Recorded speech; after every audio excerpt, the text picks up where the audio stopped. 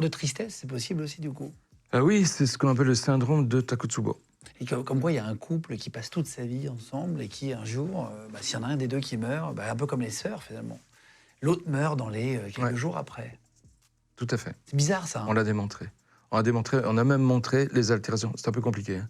On a même montré aussi les altérations cardiaques qui s'appellent le syndrome de Takotsubo. C'est parce que le cœur prend une forme, les cavités cardiaques prennent une forme qui ressemble à un pot qu'utilisent les Japonais.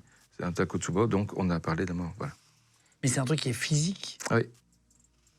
Juste après la mort. C'est une transformation physique du cœur qui fait qu'à un moment donné, il n'est plus fonctionnel. Et dans ton livre, La mort en face, tu parles à un moment donné d'une histoire avec un bras dans un cimetière. En 1er novembre. Qui est retrouvé dans un cimetière. Ouais. Comment on peut retrouver un bras comme ça? Ah ben justement, je vais te raconter.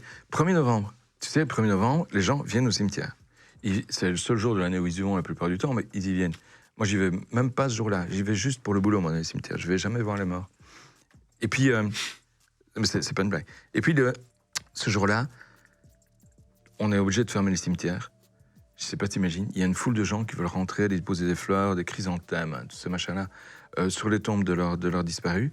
Et la police ferme les cimetières parce qu'on a trouvé un bras sur une pelouse.